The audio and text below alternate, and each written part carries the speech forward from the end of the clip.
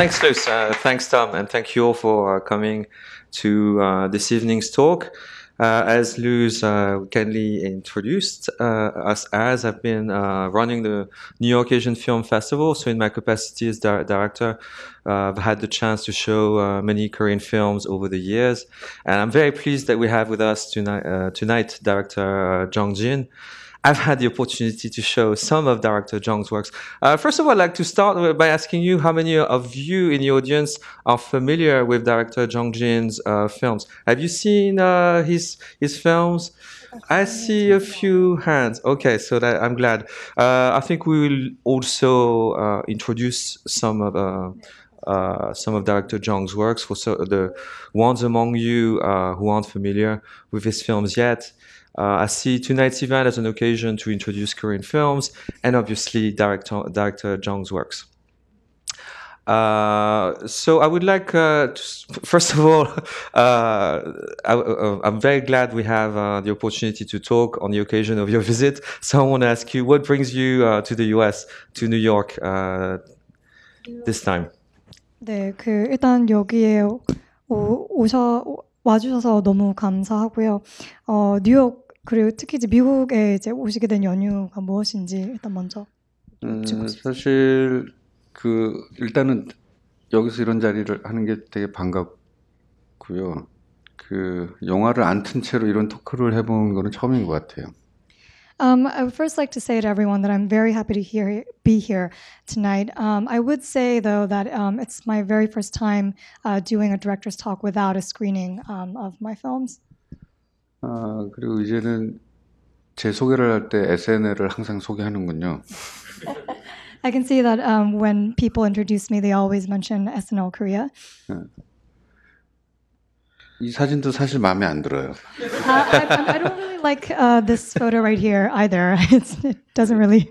영화 감독 사진이면 뭐 현장에서 막 이런 사진을 해야 되는데 이것도 방송국에서 찍은 사진 같은. I feel like as a director, I would like to have a photo of myself, directing on set. But I feel like this photo is a little too sterile. Something that's like shot in a production office or something.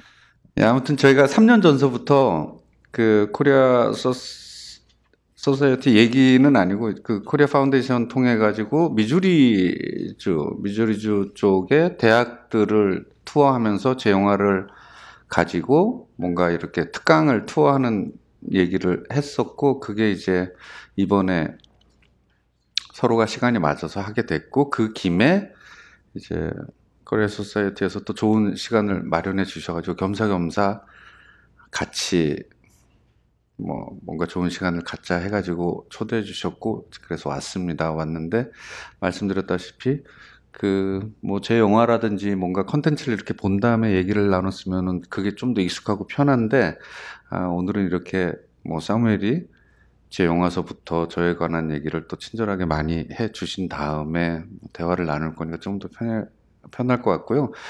오히려 이렇게 되니까 영화 말고 되게 다방면에 관련돼서 얘기를 할 수 있을 것 같아 또 기대도 됩니다. So the reason I came here is that we've been in talks with the Korea Foundation for about 3 years ago, and so I visited here, specifically colleges in Missouri, to screen some of my films and have some talks with the students. And since I visited here, the U.S., the Korea Society very generously offered the opportunity to give a talk here in New York as well. I would say that because we don't have a screening, it might be a little unfamiliar, but I understand that Sam will do his best to introduce my work, and so I feel like I can feel a bit more comfortable about that. And also I feel like because this doesn't accompany a screening, we'd be able to actually talk about like different things not just of a specific film itself. So looking forward to an interesting talk. All right, so I'd like to start. You often ask about the general state of the Korean film industry. I was looking up some of your previous talks before. I must admit, I usually also do talks after screenings, so we usually discuss the film at hand. But so I want to start by asking you about the current state of the Korean film industry. I remember a talk that you gave in 2010 where you described yourself as a mysterious creature in that context. I thought that was an interesting self-definition. And I should also point out that this being 2018, it's the 20th anniversary of your film career. So how do you see yourself as a filmmaker in the current context of the film industry? 네, 한국 영화계에 대해서 어떤 입장을 취하시는지 2010년에서도 이제 대담을 가지셨었고 스스로를 영화계의 어떤 신비로운 동물이라고 자칭을 하셨었던 것 같은데 사실 지금의 이제 8년이 지난 2018년이고 영화계에 데뷔하신 지 이제 20주년이 되는 해이기도 하고 해서 이제 현재 그 영화계에 대한 이제 감독님의 입장은 어떠하신지 한국 영화계. 네, 일단 뭐 첫 질문서부터 좀 너무 세게 들어오는 것 같은데요. I think this is a very strong first question we have here. 지금 사무엘이 얘기한 제가 지금 속에서 불이 나고 있는 거예요. That's like my inner fire. That's like setting off this alarm. 사무엘이 얘기한 그 10년 전에 그 얘기는 도대체 나는 기억이 안 나는데 도대체 내가 런던 영화제에서 무슨 얘기를 했을까? 나는 절대로 나에 관련돼서 요만큼도 약간 조금 그 닭살 돋는 이런 포장을 정말 안 하는 스타일이거든요. 그래서 그 인터뷰 자료를 찾아봤어요, 미주리에서. 그 질문지를 어저께 받았나요? 어제 그 질문지를 미리 받고, 나는 이런 얘기를 한 적이 없는데 이게 도대체 나를 왜 이렇게 자기 자뻑 통역할 수 있어요? 네.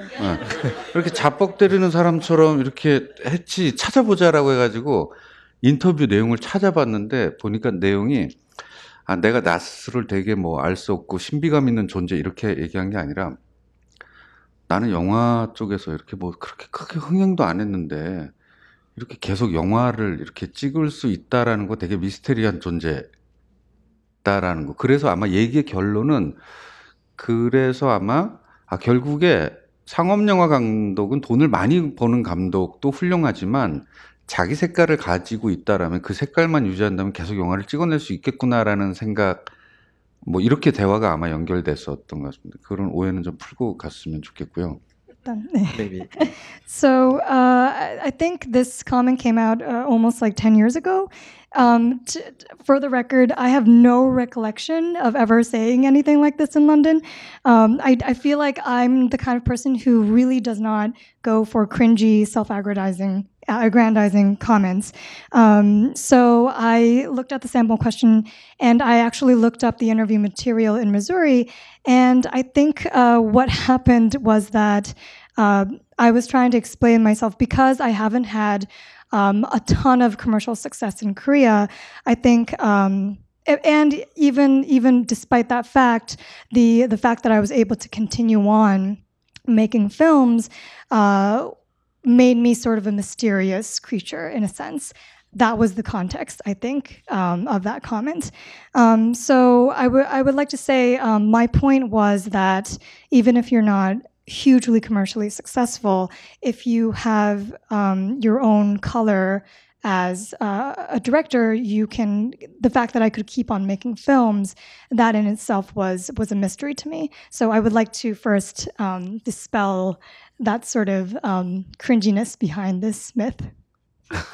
그래서 감독이 되고 영화 쪽에 온 지가 한 23년째 되는 것 같아요. 23년째 되는데 요즘 드는 생각은 그래요. 사무엘이 지금 한 질문이 얼마 전까지만 해도 되게 좀 어려운 질문이었거든요. 저한테는. 영화계에서 내 존재, 산업에서 나라는 사람의 어떤 거는 내 경력이고 목을 떠나서 상업영화에서 커다란 실패를 하면 그 다음에 상업영화에서 이렇게 퇴출되는 분위기가 되는 거가 맞거든요. 시장에선. 근데 곰곰이 생각해 보니까 나처럼 이렇게 20몇 년 한 사람이 한 작품 잘못되거나 조금 창작자로서 좋지 않은 비판을 받았다고 해가지고 이 판에서 너무 사라져버리면은 이 영화판이 너무 후지다도 되죠. 이 영화판이 너무 별로인 판이 되는 것 같은 거예요. 그래서 제 마음속으로는 요즘 그래 나 같은 사람이 그냥 끝까지 잘 버텨야지 버티고 그냥 쉽게 타협하지 않고 자기 색깔로서 자기 창작을 계속 해야지 내가 좋아하는 이 영화판이 훌륭한 판이겠구나라는 생각이 있어요. 그래서 요즘은 더 늠름해져가지고 아마 영화 산업에 대해서 장진이라는 사람의 위치, 장진이라는 사람이 어떤 존재냐고 이렇게 물어본다면은 나는 뭐 10년 전과 그렇게 크게 다름이 없다. 그리고 아마 내년에 내가 어떤 영화를 만들게 된다면 또 그 영화도 많은 분들이 궁금해할 거다라는 생각으로 버티고 있어요. 버틴다라고 하면 안 되죠. 네. 그렇게 지내고 있어요. So I've been in the film industry for about 23 years, and I would say just maybe like a few years ago, I would have thought of this question as a very difficult question to answer because I do feel like the atmosphere in the Korean film industry is that if you commercially fail with one of your works, it's sort of generally accepted that you will be sort of ousted from the industry in a sense. But then I was thinking to myself, just because I had a commercial failure, if I disappear from this industry, I had the feeling that the Korean film industry would just be really mediocre and boring place to be in. So these days, I really have the thought that I hold within me is to just keep on keeping on. So because if I just keep on being in this industry and contribute with my films, it'll be a better industry for that. So I feel like I'm rather emboldened by this kind of thoughts these days. And so if, like Sam has just asked me if I am to answer that question now, I would say my answer wouldn't be as different from the answer I gave you 10 years ago. I feel that I still want to keep on doing things. And I feel like if I were to work on a different or new sort of project next year, I feel like people would still be interested in them. 아, 그리고 여기 먼저 한마디 하고 가야 될 부분이 있을 것 같은데, 제가 이렇게 얘기할 때, 영화에 온 지 뭐 20년이 됐고, 영화를 시작한 지 23년이 됐고, 이렇게 말씀하니까 또 많은 분들은, 아니, 그럼 저 사람은 한 15살 때 영화를 한 거야? 라는 거, 이렇게 착각을 하실까봐, 예. 저는 1971년도에 태어나서 한국 나이로 지금 48살이라고, 물론 안 믿기시겠지만 그렇다고 먼저 좀 So for those of you here who are a little unfamiliar with me, I just said I was in the industry for about 20 to 23 years. So maybe some of you think, oh, did you start when you were 15? That may be something that crosses your mind, but just for the record, I was born in 1971 and I'm 48 years old by Korean age. So yeah, I just wanted to get that out of the way first. 이거 진짜 재미난 조크인데 왜 안 웃어요? 통역을 좀 통역을 막 잘 못하신 거 아니에요?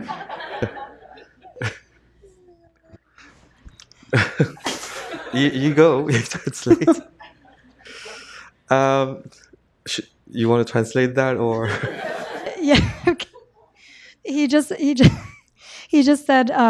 he just asked me why people aren't laughing like before, and he just basically chastised me on like my interpreting skills and probably that I didn't do a great translation. She does a very good job in her defense. We've long worked together. So I want to ask you, before getting into specific and ask you questions, specific questions about your work, for the few of you in the audience for the few of those in the audience who don't know your work, how would you describe overall what you do, and what would be the film that you think summarizes the Jeongjin style the best? I have my own idea of it, but 네, 뭐 I would like to hear 감독님 it from you. 감독님 작업에 대해서 이제 잘 모르는 분들을 위해 이제 소개를 한다면 이제 어떤 식으로 소개를 하실지, 그리고 이제 특별히 이제 감독님 기억에서 이제 장진표 작품이다라고 생각되시는 이제 작품이 있으시면은 몇 가지 좀 꼽아주면 고맙겠습니다. 그러니까 지금 이 사무엘이 말씀해 주신 것처럼 장진표라는 거 있잖아요. 진짜 저는 제 입으로 얘기해 본 적 한 번도 없거든요. That's the soundtrack for today. 제 억양이 이렇게 나오면 이렇게 걸리는 거예요. 근데 그래서 저도 되게 궁금한 거예요. 장진 스타일이 도대체 뭐지? 나는 그 뭐 내가 굳이 막 어떤 스타일을 고집한 적이 없는데 대한민국에서 재영화를 이렇게 규정할 때 다른 카테고리에다 놔서 자꾸 어떤 브랜드화 시켜가지고 얘기하는데 그게 칭찬일 때도 있고 어떨 땐 되게 외로워질 때도 있어요. 왜냐하면 그건 되게 제도권에서 주류에서 훌륭한 뭐 스타일은 아니니까. So I would first like to question what people mean by Changjin style, because like I've never set out on my own to name my films or works as a Changjin style work. So like when I hear that, I'm always curious, like what do people actually mean by that?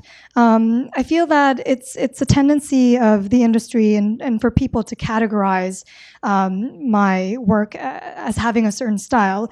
And sometimes that does come across as a compliment, but sometimes I do feel like it gets lonely sometimes because it's basically people in the industry framing my work as possibly not mainstream.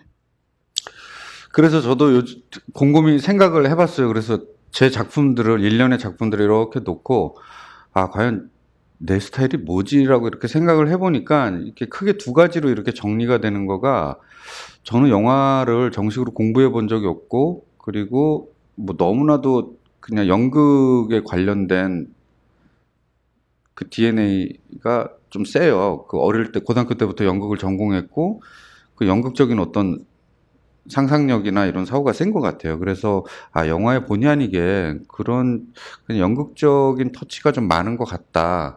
그래서 이게 맨 처음에는 되게 스트레스였어요. 그래서 아주 다양한 장르의 영화를 공부하듯이 이렇게 좀 해본 것 같아요.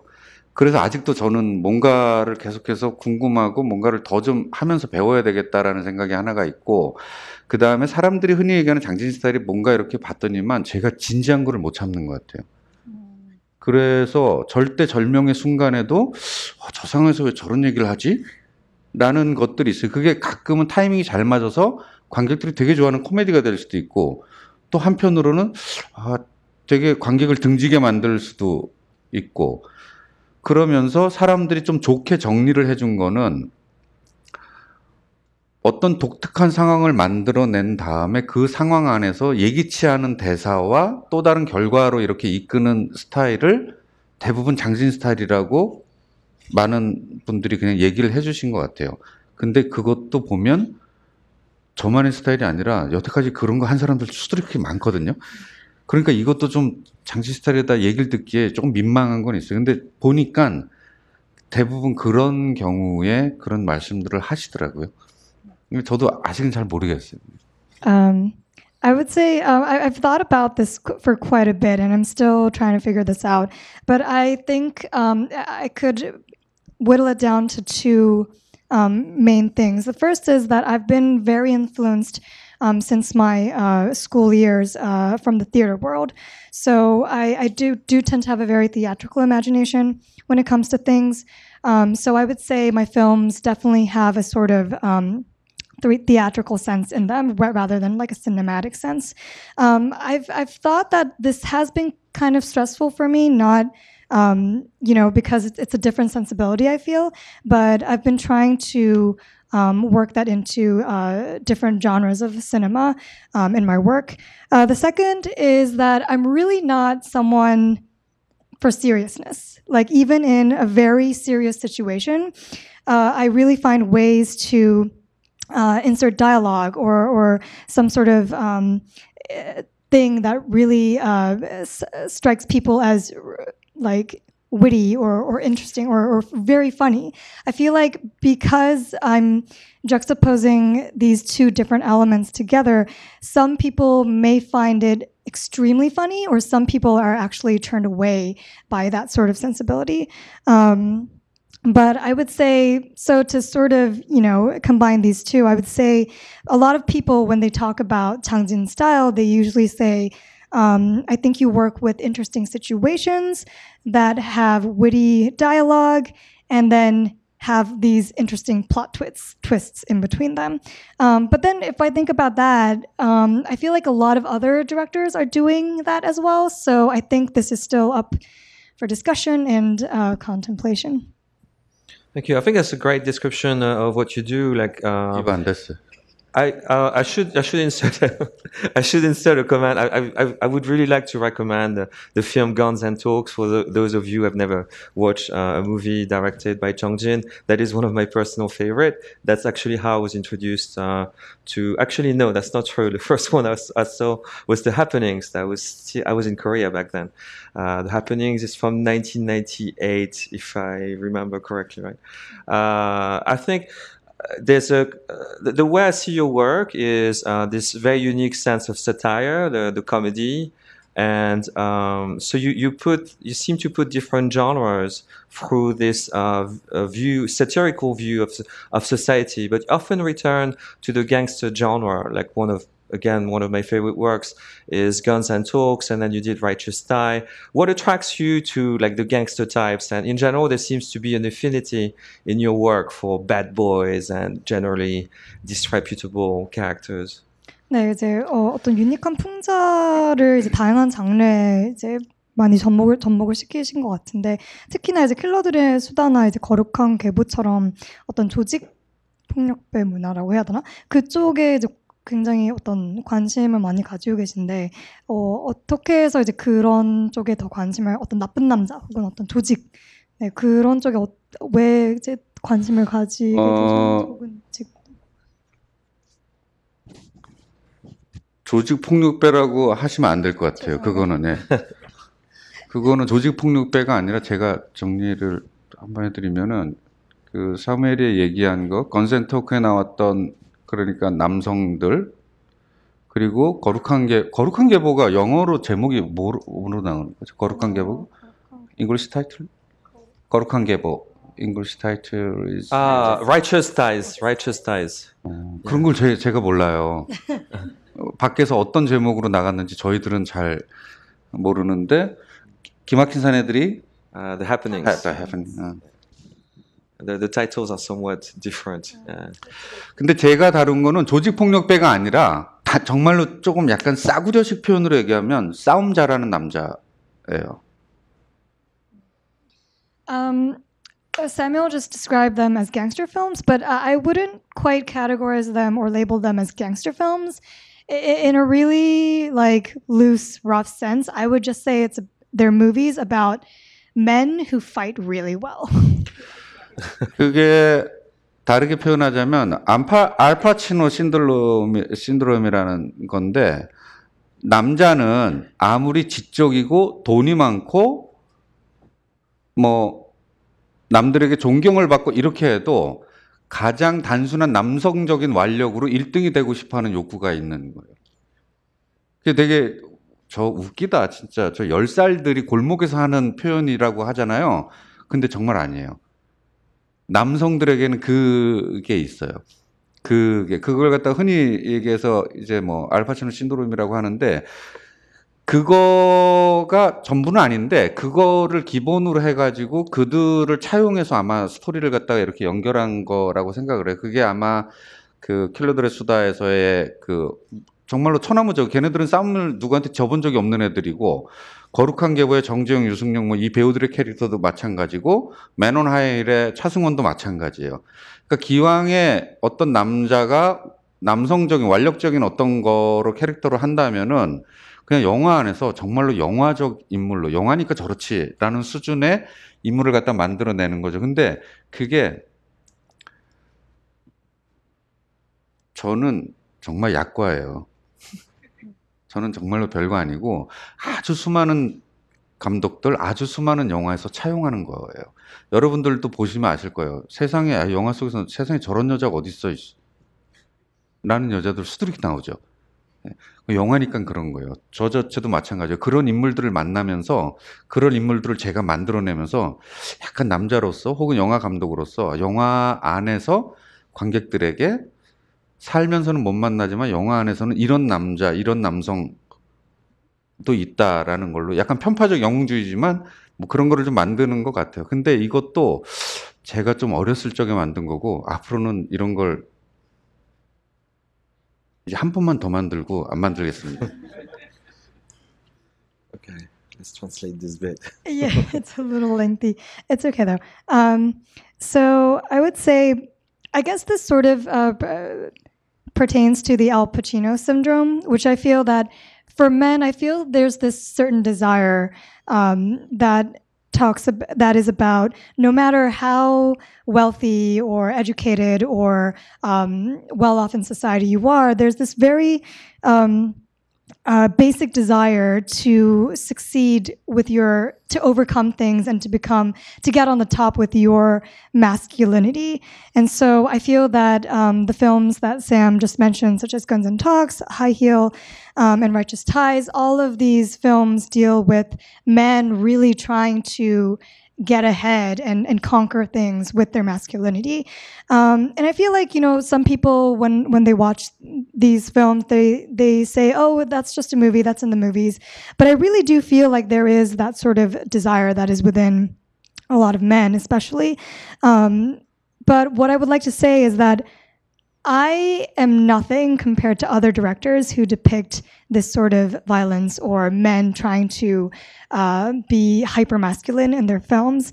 I guess what I want to do with my work with this kind of genre is to offer the audience an opportunity to sort of live out that sort of masculinity that you may not be able to live out in real life, but you can sort of do that on screen. And I guess it also pertains to a certain type of heroism as well. But I would say that these films, it's been quite some time since I made these films. So maybe I'll just make one more movie about that, and then I want to slowly start making other types of films. 건센토크 2 Guns and Talk 2. 그 시나리오를 써버렸어요. 그래가지고 그건 해야 될 것 같아요. So I just wrote the screenplay for Guns and Talks 2, the sequel to the first Guns and Talks. So I think I'll have to make that into a film, and then we'll see what happens. 저는 살면서 뭔가의 툴을 만들어 본 거라는 생각을 전혀 안 했거든요. 툴을 만든 사람들을 되게 싫어했어요. So I've never in my life thought of making a sequel to a movie, and to be honest, I've really looked down on people who make sequels of their own movies. 근데 제가 결혼하고 초창기에 제 와이프가 설거지를 하면서 막 음악을 콧노래를 막 흥얼대고 있더라고요. 근데 어디서 많이 들어본 음악이라서 자기 그 음악 뭐지? 그 누구 거지? 노래인가? 그랬더니 저를 이렇게 딱 보면서 뭐야 이 사람 그러면서 킬러들의 수다 주제가잖아 이러는 거예요. 그 노래도 아니고 그냥 음악인데. So yeah, it's but in the beginning of my marriage, when my wife was doing the dishes and she was humming like a melody, and I was like, what is that melody? And she gave me this look, and she was like, hey, this is the theme music from Guns and Talks. 아니 그래서 물어봤죠. 아니 넌 근데 그거를 어떻게 아냐? 나는 다 까먹었는데. 그랬더니 자기는 고등학교 때 혼자 가서 영화를 보고 자기 제일 좋아했던 영화 그거를 결혼하고 나서 얘기를 하더라고. 그러면서 설거지하면서 그러더라고 저한테. 근데 진짜 이런 얘기 안 하는데 이 킬러들의 수다는 2 만들어주면 안 돼? 그러더라고. 그래서 제가 그때 잘못했죠. 아무 생각 없이 그래 그러면은 만들어줄게 라고 얘기를 하고 지금 9년이 흘렀거든요. 그래서 10년은 넘기지 말자라고 해가지고 내년에는 만들까 하고 있는 거예요. 그게 영화를 하면서 내가 하는 무슨 일로 와이프한테 선물을 해본 적이 없는데 그거는 한번 해줄 수 있을 것 같아가지고 예. 망해도 와이프 책임.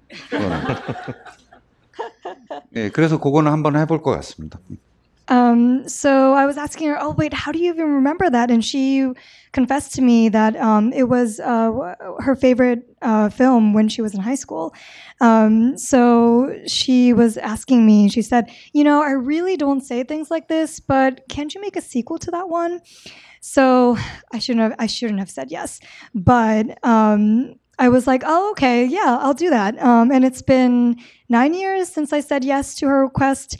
And so to not make this go on for over a decade, I think I'm going to try and make the sequel next year. So I've never been one to, shower like presents to my wife or anything, but I feel like this could be, like a nice present for her. And so what I'm sort of thinking of is if it doesn't do well, it's my wife's fault.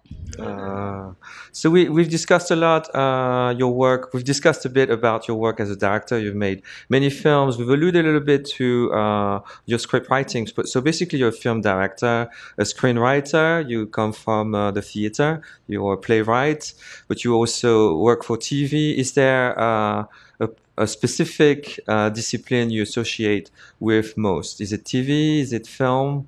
Is it the stage?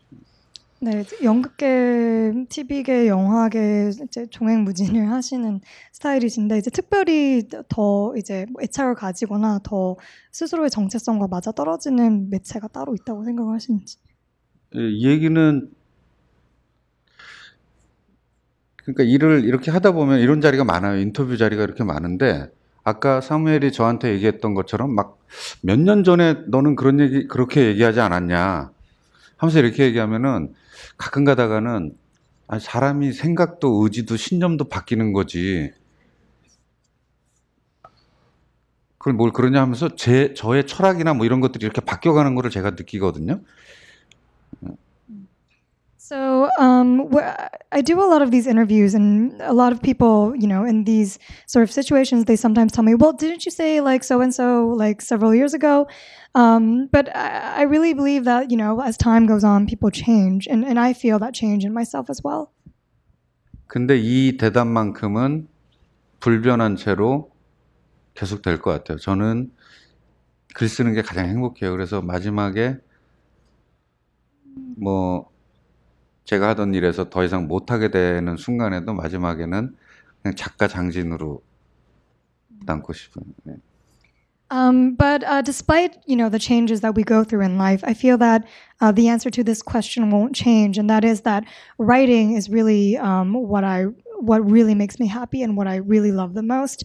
And so I feel that, even even if I'm doing different things, I think I will always come back to it. And also, if I'm not able to make any other sort of projects, I feel I would be happy as the writer, 장진. 그러면서도 또 두려운 거는 한 10년 후에 글은 더 이상 못 쓰고 그냥 간간히 연출만 하면서 있으면 너는 10년 전에 죽어서 글만 쓰겠다고 또 이렇게 하시는데 지금 심정으로는 정말 죽을 때까지 마지막 직업은 그래서 제일 두려운 게 제가 지금 이게 목걸이냐고 누가 질문을 하는데 이게 돋보기 안경이고 노안이 와가지고 글도 침침해지고 그리고 손가락으로 이렇게 자판을 치면은 여기서 이제 손가락이 쑤셔와요. 네, 그래서 진짜로 제일로 걱정은 무슨 교통사고를 당한다? 암에 걸린다? 뭐 이런 아주 심각한 게 아니고 야, 글 쓰는 게 몸이 힘들어지면 어떡하지가 제일로 걱정이에요. 이건 난 죽을 때까지 하려고 하는 건데 라는 생각이. 이거는 진짜 아무한테도 얘기 안 했는데 처음 얘기하는 거예요. 이거 라이브로 나가는 건가요?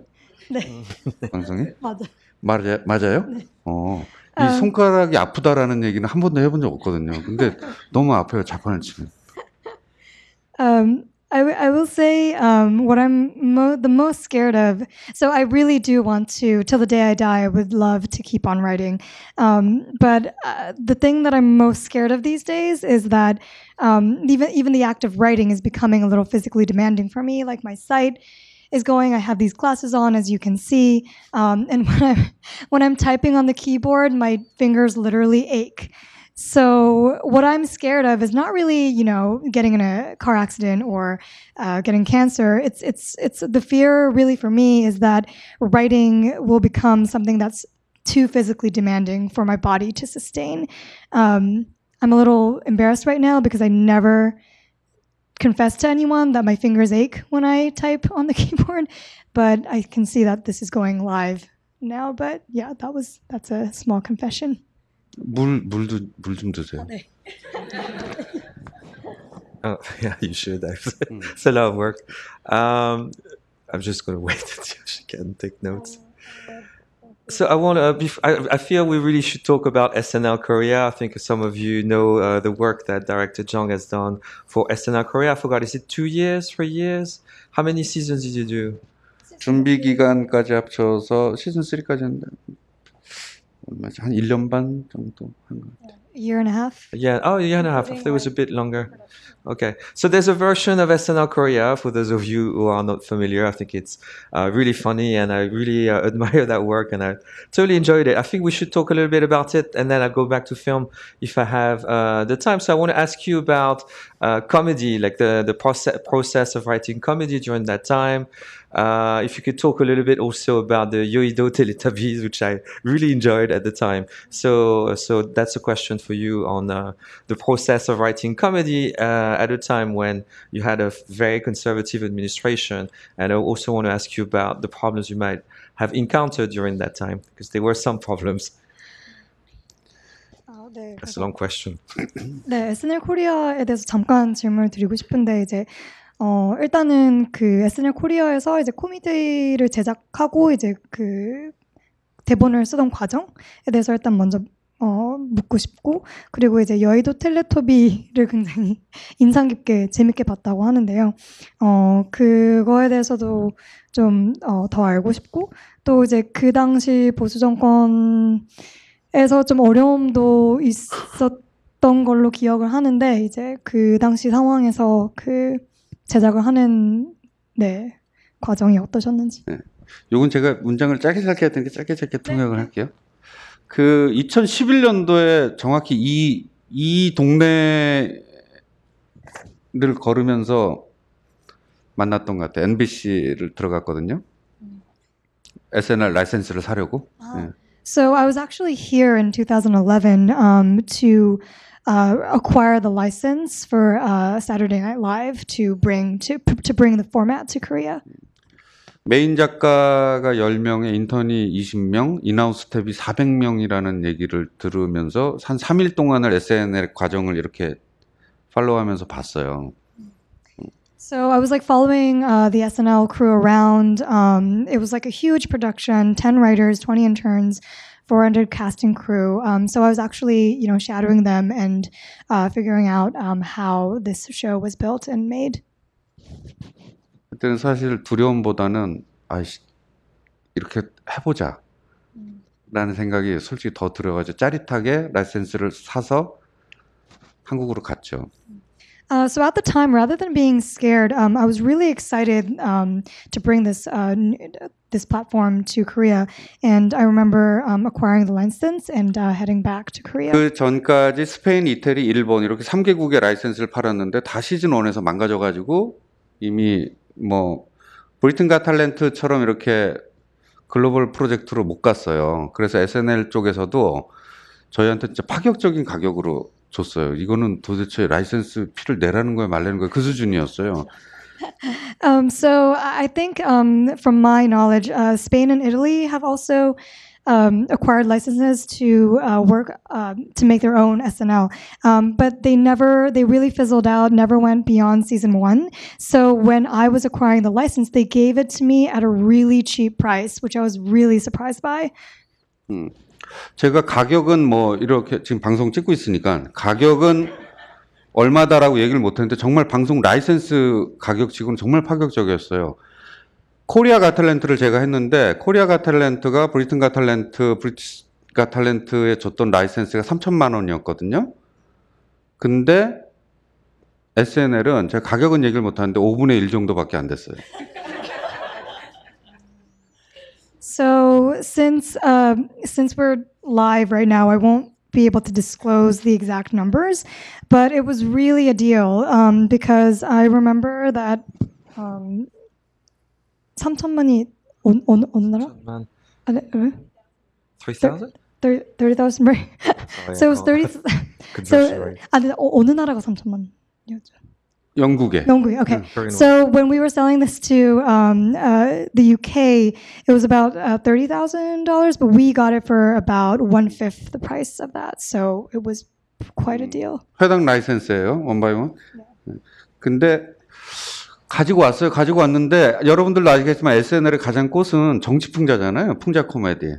뭐 사회 풍자, 정치 풍자잖아요. 근데 사무엘이 얘기했던 것처럼 저희가 한참 그 당시에 다시 한 20년 전으로 회귀한 듯한 분위기로 모든 창작과 이런 것들이 눈에 보이지 않는 어떤 억압과 이런 견제를 받고 있던 시기였었어요. So, as you all know, SNL, the heart of SNL is really like political satire. And at the time, the political atmosphere in Korea, it was kind of regressing back to a time where freedom of expression was being very limited. So it was a difficult time. 근데 정말로 미국 SNL 그 수준 못지않게 굉장히 날카롭고 굉장히 수위를 올려서 정치 풍자를 했죠. 만들 때 딱 세 가지만을 생각했어요. 뭐였냐면은 모든 풍자는 권력을 향해서 가게 돼 있어요. 힘도 없는 사람 풍자할 필요가 없어요. 힘도 없는 사람은 잘못했으면 너 잘못했어라 그냥 직접적으로 얘기하면 돼요. 힘 있는 사람한테는 그걸 못하기 때문에 풍자를 하는 거거든요. 그러니까 당연한 거예요. 풍자는 권력 집단을 향하게 돼 있다라는 게.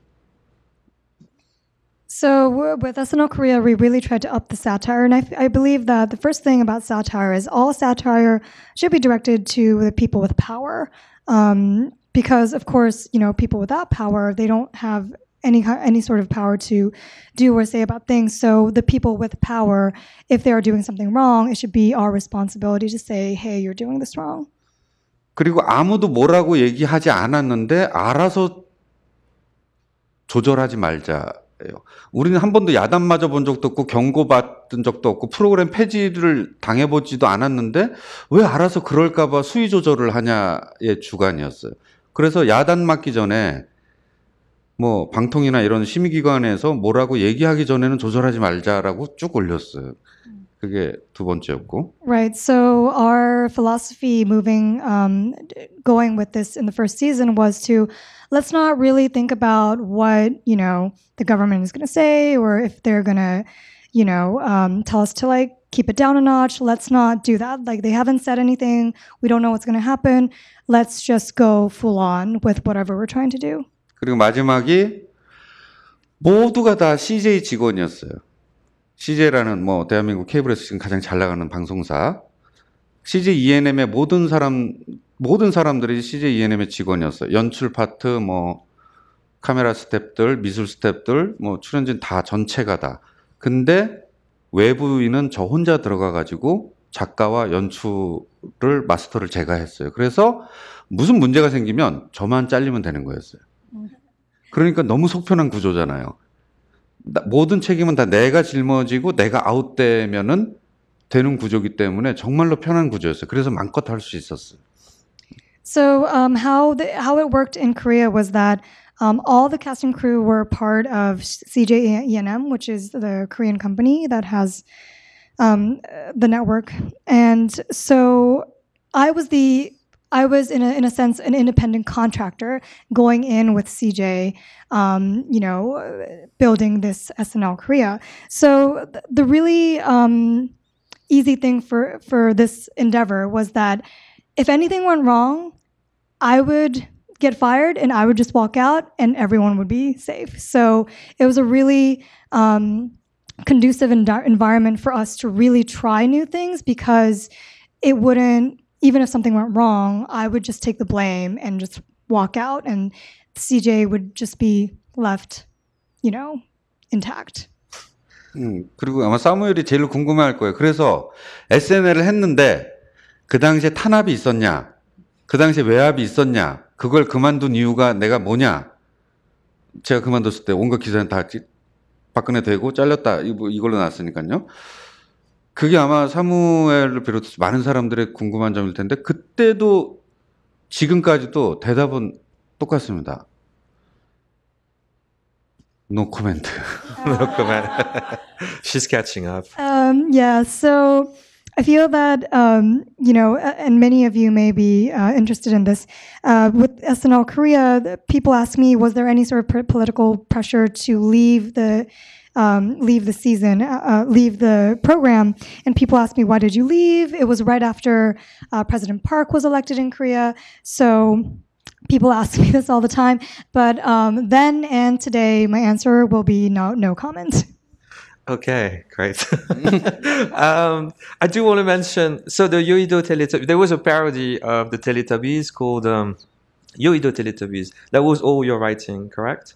감독님이 다 쓰신 아, 저하고 작가가 3명이, 4명이서 썼는데, 저하고 그 여의도 텔레토비는 여의도 텔레토비만 쓰는 작가가 1명 있었어요. 그리고 마지막 오렌지는 이제 제가 했었고. Oh, okay.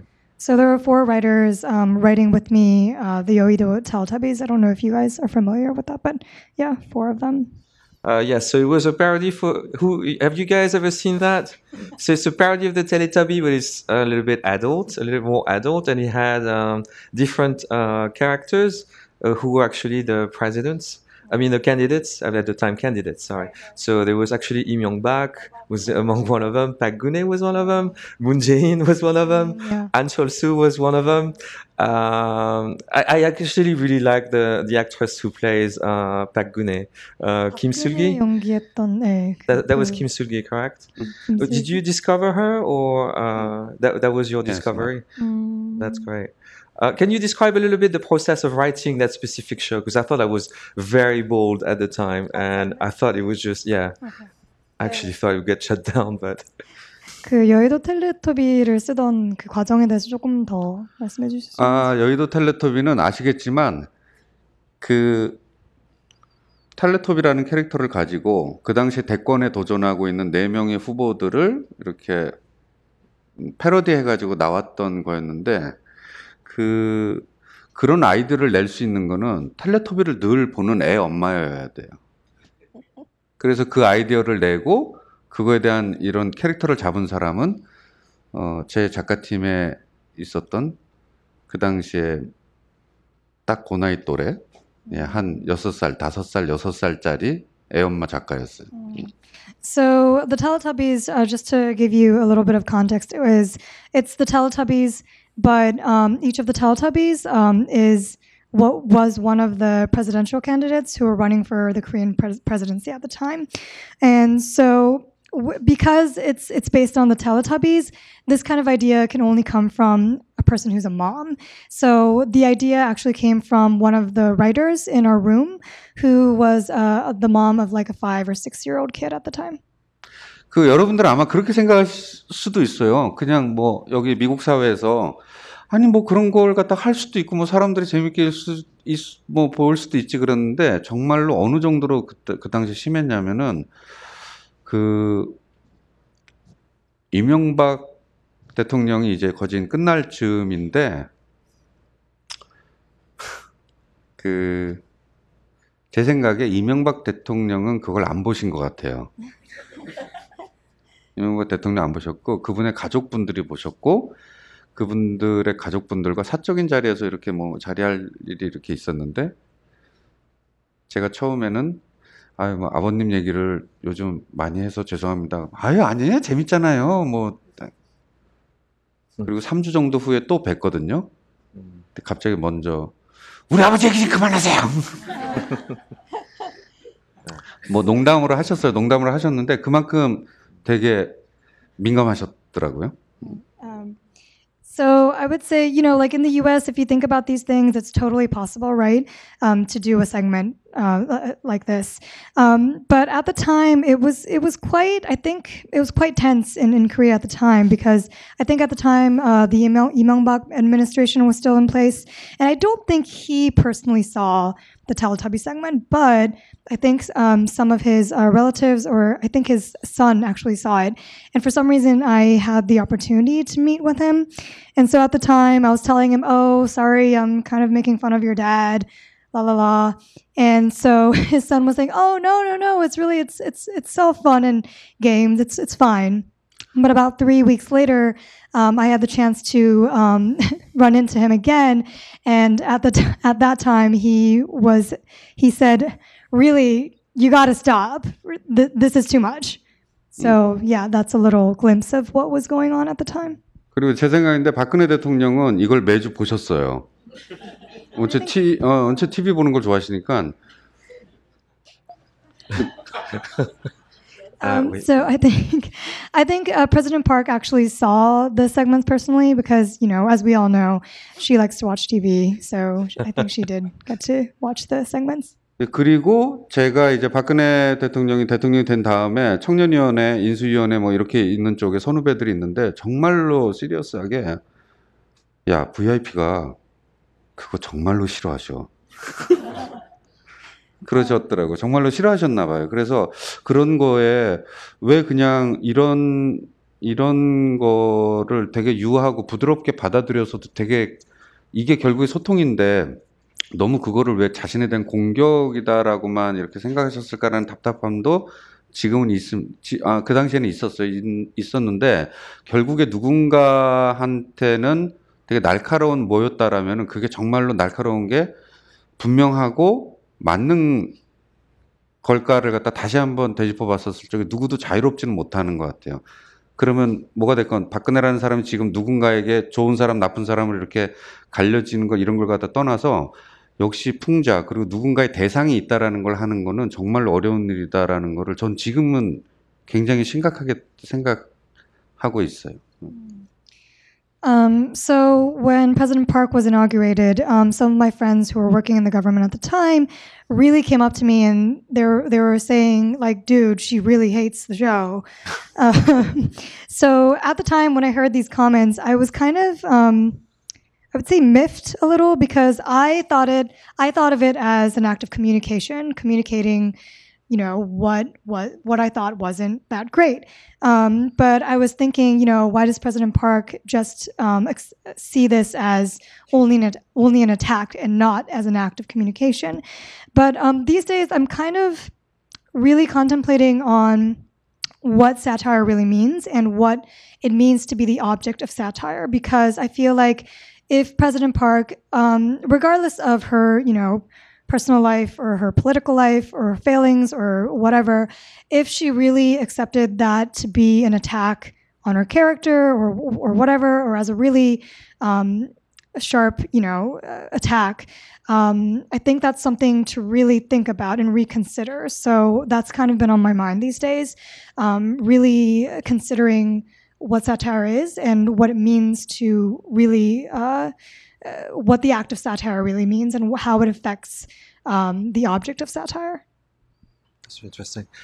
I have a lot more questions, but I think I don't want to monopolize tonight's talk, and I would like to open the floor to the audience. If you guys have questions to Director Jung, feel free to ask him questions about his work. Some of you are quite familiar with the films, I believe. So if you have a question, is there a microphone? Yeah, there's a microphone circulating if you have a question for Director Jung. Anyone wants to start? If you don't, I'll keep talking. Someone in the... Oh, yeah. I'm sorry, I didn't... You speak of the films that fulfill male fantasy. At least that's what I understood you to say. Do you think that's changing so that you're only going to make one more movie of that type and then you're going to go into something La La La or something else? I don't know. Is that because the role of men and macho in Korea is changing radically, or it's just because you're dead tired of doing that genre? Thank you. 남성 판타지에 대해서 이제 말씀하셨는데 어떤 이제 남성성을 극한으로 이제 달려가는 그런 걸 하나만 더 만든다고 하셨는데 그 이유는 이제 한국의 어떤 어떤 마초 남성성에 대한 그런 인식이 급격히 달라지고 있다고 그래서 그렇게 생각하시는 건지 아니면 그냥 그런 장르를 만드는 게 이제 피곤해서 더 이상. 그 일단은 그 흔히 얘기하는 이것도 단어가 잘못된 건데 누아르라는 장르 안에다가 그걸 갖다 놓거든요. 사실 누아르라는 장르에다가 그 영역을 갖다 놓는 거는 그렇게 옳은 거는 아닌데 누아르라는 장르를 되게 잘할 수 있는 나이가 있는 것 같아요. 그거는 저만의 생각일 수도 있는데 제가 이제 곧 역시나 또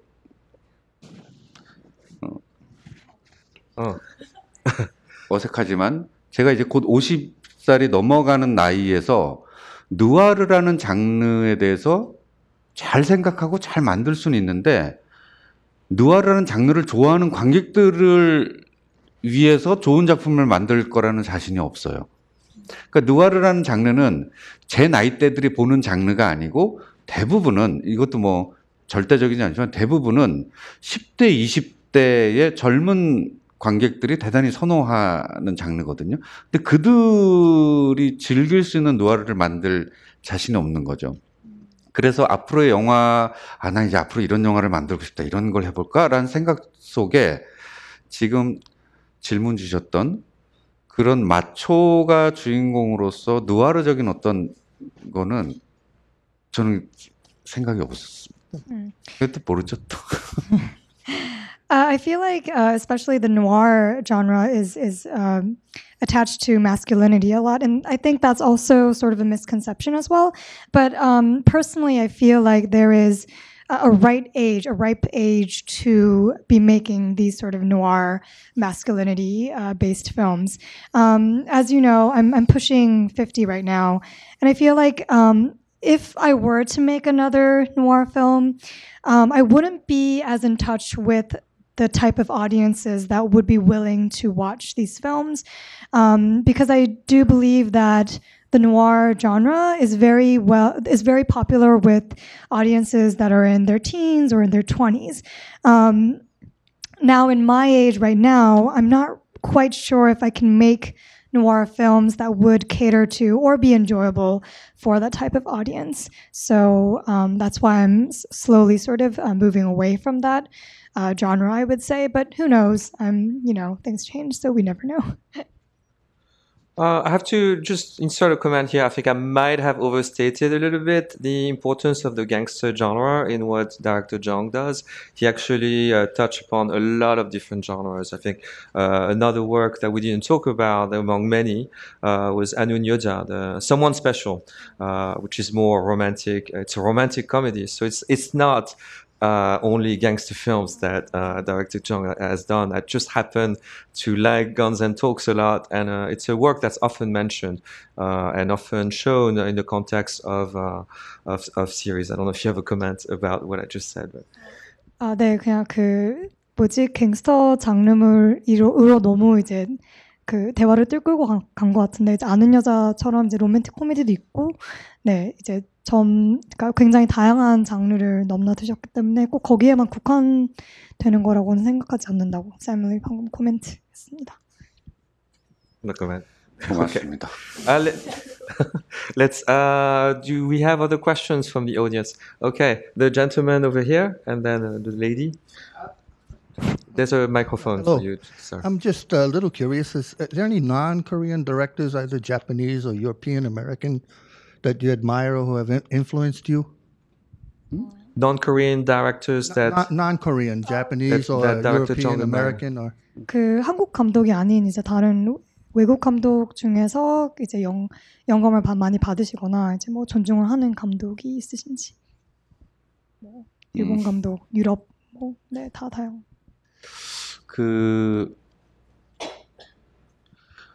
다들 너무 잘 만드는 것 같아요, 영화를.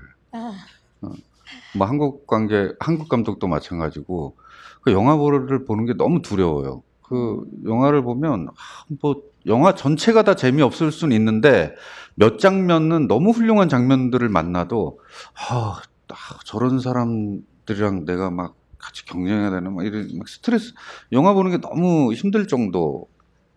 그래서 영화를 안 봐요, 진짜로. I really feel like a lot of directors are so phenomenal in their work that I'm actually really scared to watch films these days, because even if say a film isn't great overall, but even if there's like one or two scenes that are so well done, I just start comparing myself with those scenes and start thinking, oh my God, I need to do better than this. Even these scenes, am I able to? So I feel like watching movies for me is quite a stressful experience. So to be honest, I don't really watch a lot of films to spare myself that stress. 그래서 이렇게 누군가를 정해서 이렇게 말씀을 하신다면은 어릴 때부터 그랬던 것 같아요. 지금도 그렇고 흔히 얘기하는 대가 감독들을 보면은 지금도 정말 가늠할 수가 없어. 어떻게 정말 저렇게 만들지라는 생각이 들면서 뭐 스필버거, 스콜세지, 뭐 루카스, 뭐 저메키스 뭐 이런 흔히 얘기하는 저희 때부터 아니 저 사람은 내가 중학교 때 저 영화를 만들었는데 내 나이가 지금 50이 다 돼가는데도 아직도 현역에서 저런 영화를 만들고 있으면 우리는 어떻게 살란 말이지? 라는 거, 막 이런 생각이 드는 사람들 정말 대가인 것 같아요. 대가라는 것도 되죠. 예. So I would say, if I were to like answer that question, I feel like there are so many auteurs out there who, like, such as Spielberg, Scorsese, Richard Zemeckis. And so when I think about them, you know, they've been making phenomenal movies when, you know, I was in like middle school. And so when I see them still in this day and age, still, you know, going strong and making movies, I really sometimes, you know, ask myself, like, what am I doing with my life? If these people are making such great work, even now, like, what do I have to offer? Thank you. The lady, did you have more? Okay. The lady had a question. The High Heels movie, that was the one where the cop Man on High wants to Heels. the cop wants to be a woman. That's right. Man on High Heels about this tough cop who. I saw that movie, and it's like a tough cop who wants to be a woman. And I thought that was such an unusual subject. I wanted to know what made you make that movie and how it was received in Korea. Right, thank you.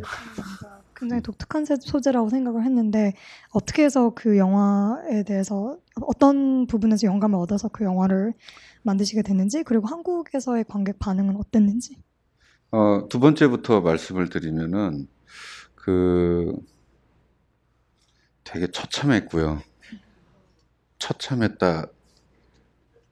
I would start by answering your second question. The audience reaction was really dismal. Like it was not good.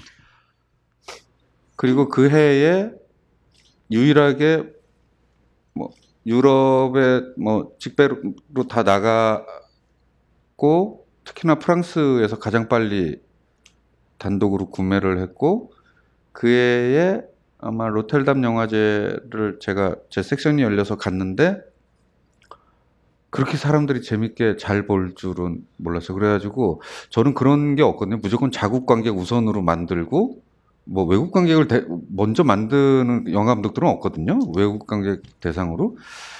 근데 처음으로 그렇게 느꼈어요. 아, 내가 만든 거가 이렇게 사회적인 시각 때문에 즐기는 거가 이렇게 다르구나. 왜냐면 그전에는 정말로 차승원이랑 둘이 손잡고 정말 한강으로 갈까?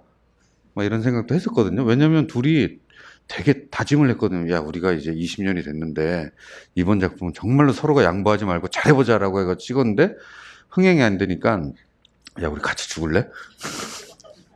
진짜 이런 생각까지 했거든. 네.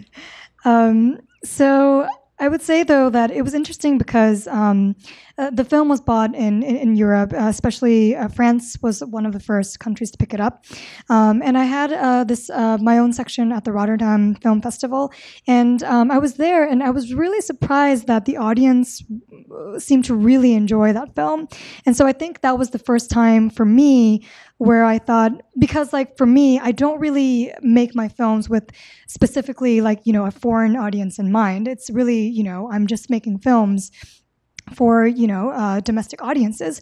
But I think it was the first time that it really hit me that I was like, oh, it's really possible for foreign audiences to enjoy this film in a way that I didn't anticipate because they have possibly different perspectives when watching my films. This was really important to me because, like I told you, the reception in Korea was really dismal. Up to the point where Cha Seung-won, who was the lead in the film, and I were really contemplating going to the Han River in Seoul to commit suicide because it did so badly. Because Cha Seung-won, when we were making the film, it was, you know, it was like really an act of, oh yeah, let's do this. Like, I think this is going to be really great. Let's, you know, we can make something really great here. But when the reception was really, really bad, I think that was like a point for us where that was just really disheartening for us. 그래서 그 영화를 만들게 된 계기는 간단해요. 그냥 소수에 관한 얘기를 하고 싶었어요. 그러니까 소수가 발언을 못하는 소수에 관한 얘기를 하고 싶었어요. 그래서 굳이 그런 젠더의 문제가 아닌 거예요. 그 젠더의 문제가 아니어도 상관이 없었어요. 상관이 없었고 예를 들어서 뭐 교회를 갔는데 교회에서 하느님께 늘 기도드리고 하는데 정말 미안한데 나는 정기적으로 점을 보러 다녀. 막 그렇다고 해봐요. 근데 그런 걸 얘기를 못 하잖아요. 예를 들면 아주 쉽게 예를 들면 그거 말고도 우리 세상에 되게 많을 거예요. 여러분들이 살고 있는 세상에도 정말로 내가 보편적인 다수 외에 소수라는 이유 때문에 발언을 못하거나 드러내지 못하는 사람들의 이야기 혹은 그런 거에 대한 관심에서 출발을 한 것 같아요. So the inspiration for the film was that I wanted to make a film about a voiceless minority. So it didn't really have to be specifically like a gender issue that is explored in this film. It really was just about exploring people who are on the fringes of society who can't really express what is going on within them. So say, even if it's not something about gender, it could be something about, say, I go to church regularly, but in my spare time, in other times, I go to the fortune tellers or I go to, a local shaman to get my fortune told, So yeah, it really sprung from my desire to explore what it means to give voice to a voiceless minority is my answer. Thank you. Any other questions? Do we still have time for questions? We do. Okay. The lady right here. Okay. Thank you. So I want to talk about the Welcome to Dongmakgol that you haven't mentioned. For those of you who haven't watched it, I strongly recommend you. It's about a movie where North and South Korean soldiers come across in this rural area, and the townspeople are. I think this is what you were talking about with this like random humor at random moment, where townspeople are so innocent to the point where they are ignorant about this Korean War happening. Yeah, they don't even know there's a war going on. It's set in the 1950s. And this has been. I believe that you came up with the script and you produced this movie. And I wonder where you got this motive to come up with this such a beautiful story. I cannot believe I'm asking you in person after 13 years. And for this movie specifically, and other movies, where do you get these motives or storyline? Thank you. Welcome. 특별히 이제 웰컴 투 동막골에 대해서 질문을 드리고 싶은데 이제 각본 제작하시고 너무 아름다운 이제 이야기라고 생각을 하는데 이제 13년 뒤에나 돼서 이렇게 직접 여쭤본다는 것도 되게 영광인데요.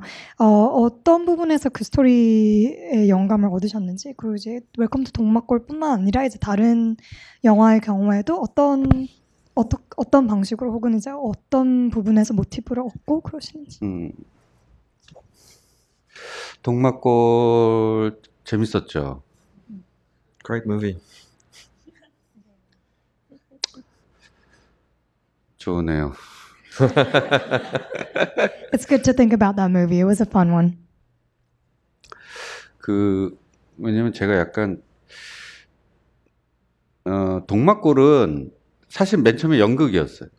연극 대본으로 했고 연극을 올렸고 연극이 되게 잘 됐어요. 그리고 연극을 올리면서 그 공연을 제 후배 그 감독을 데리고 와서 이걸 보라고 이거 영화 당신이 만들라고 이거는 영화 길게 걸릴 것 같아서 나는 도저히 못 찍는다고.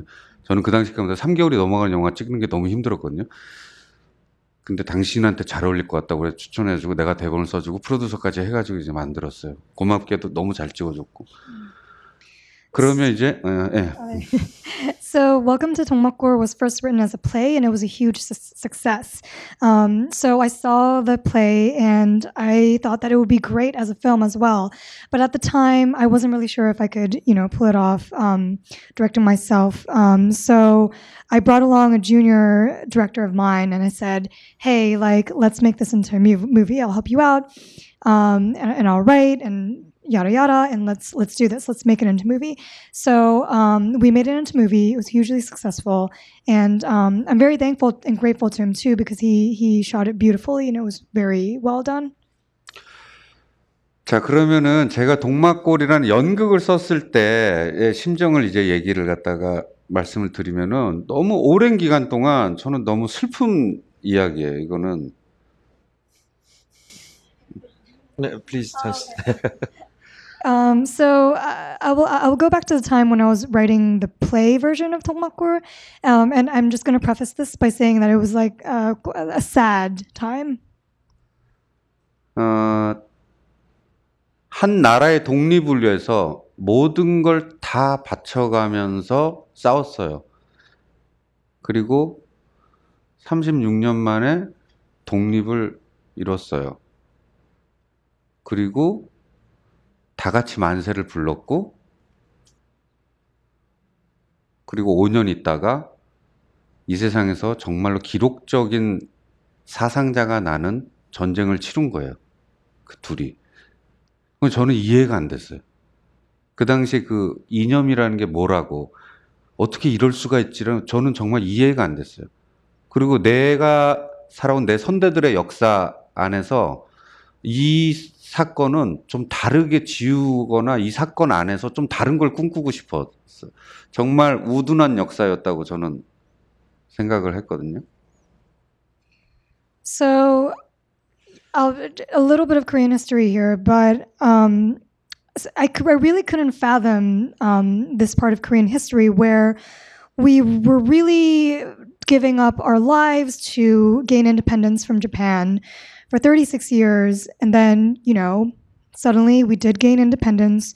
We were all cheering as one. But then just 5 years later, the two, one country, we were divided and fighting each other.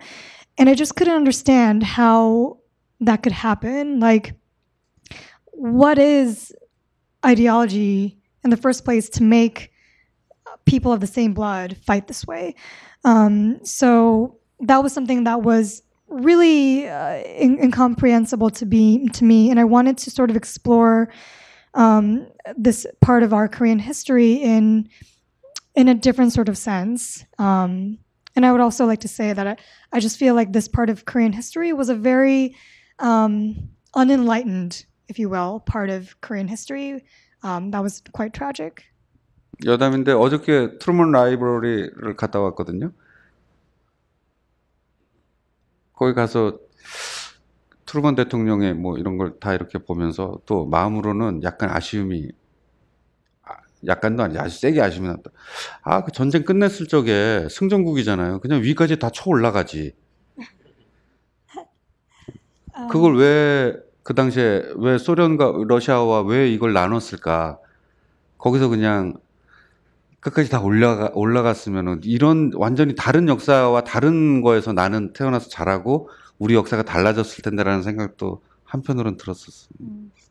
So I actually visited the Truman Library yesterday, and as I was like looking around and seeing stuff, I couldn't help but feeling quite sad and sort of torn, I would say, because the first thought that occurred to me was, why didn't the U.S. forces keep going up so that, we didn't have to be divided in this way? Why didn't, they just keep going up so that we could be one Korea? Like, why just stop in the middle to establish, the 38th parallel and, make us be in the state of where we are currently? I feel like if Truman had made efforts to, go more up north, I feel like, Korean history would have been completely different. Okay. Thank you. Thank you. Thank you for all your thoughts, and thanks everyone for staying with us for such a long time. And thank you for your insights into your own work and the Korean entertainment industry. Thank you all. I have a closing kind of. We have actually 10 high school students here that are at a high school specifically for careers in film and television. So I wonder if you have some advice for them in a time of, YouTube and social media where any old person could be considered a content maker. How do they become a real true filmmaker? Right. 지금 저쪽에 10명 정도가 영화계 관련해서 영화 산업에 진출하기 위해서 학교 특수 학교를 다니는 친구들인데요. 이제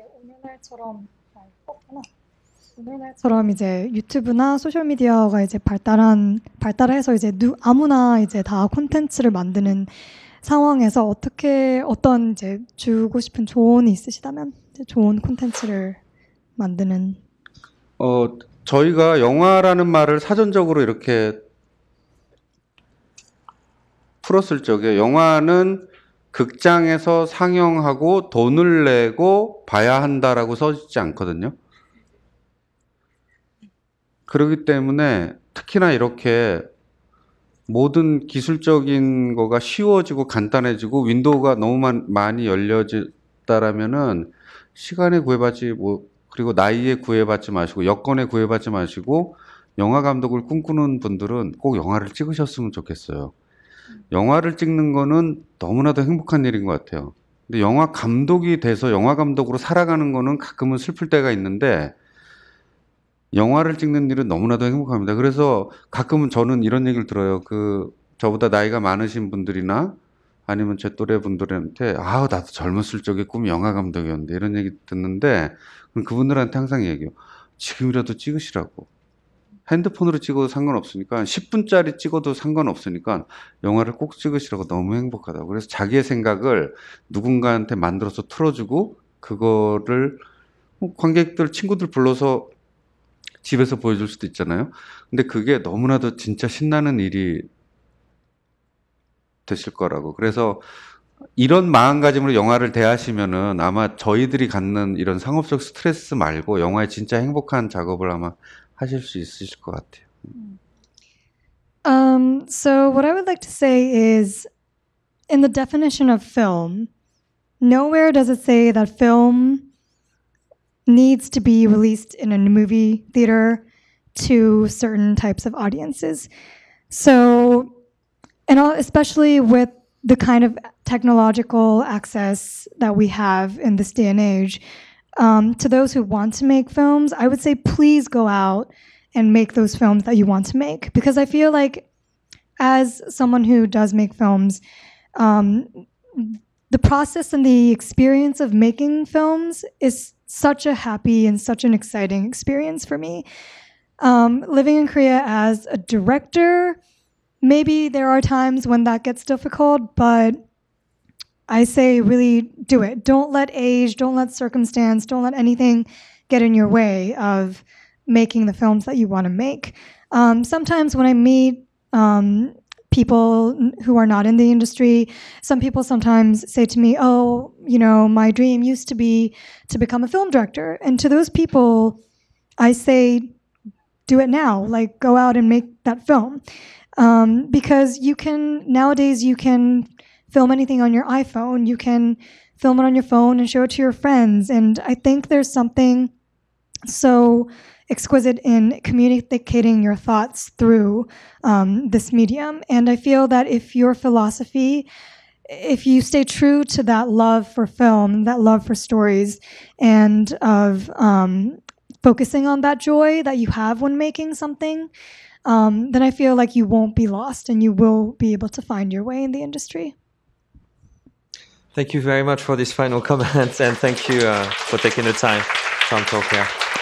I'm just going to plug in my own festival. If you're interested in Korean cinema and Asian cinema, there's a New York Asian Film Festival happening every year for the past 17 years.